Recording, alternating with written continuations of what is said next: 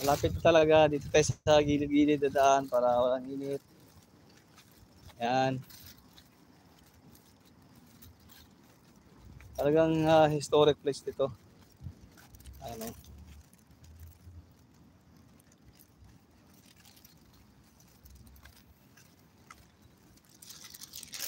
Init na naman, init na naman. Ay, nako, Diyos ko po. Si ate, hindi na initan eh.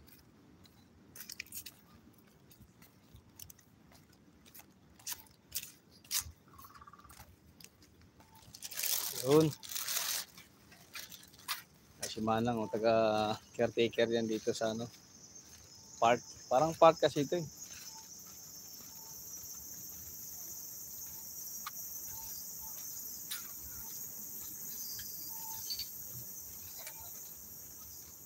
So dito naman sa kabilang side, para siyang bus station. Oo, dyan ang mga, dyan yung mga bababa yung mga nagana ng bus. Ayun o. Bus station. Yung mga nagtutour siguro.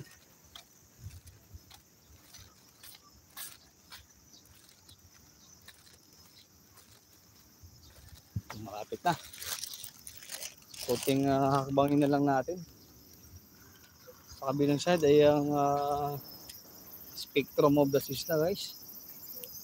So ngayon makukuha na natin ng maayos yung ating spectrum of the Sis kasi ito na, nandito na tayo sa bungad ng cruise ship. Mga kahigalaan ay ang spectrum of the Sis, dambuhalang barko sa Asia na naglalayag. Ito na siya si spectrum of the Sis.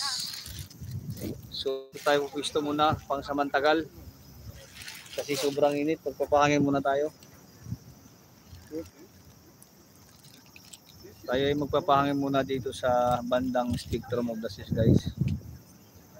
Right. So yung mga nagto-tourist na nagbabastor ba. Ayan, so dito yan sila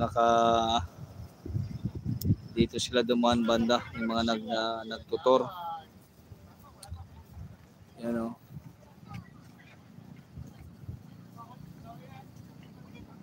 So napakaganda ng view dito guys. Hindi nyo ba mai-like yan? Ang ganda ng motor na yun Ang laki. Mahaba. So ito yung napakaganda na ng view ngayon kasi may dumadaan, may barko rin sa likuran. Di ba? Isang mga wala bang like diyan.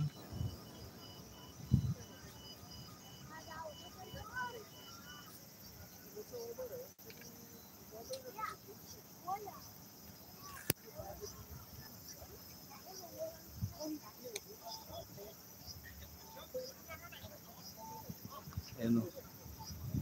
Si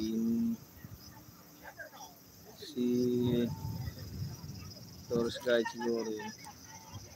Japanese. Dami.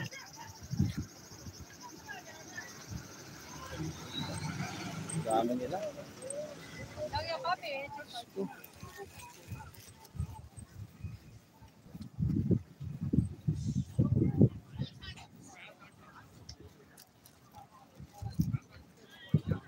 Hindi naman napuputol tong linya na to. Mahaba.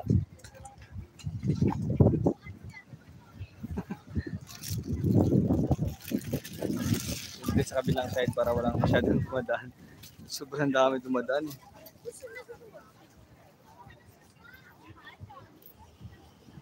Ayan guys, so spectrum of the Sis guys, napakalaki.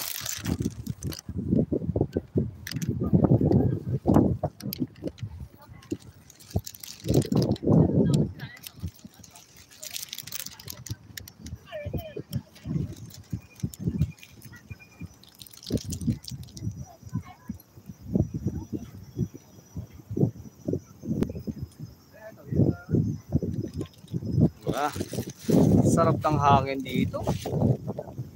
Panalo.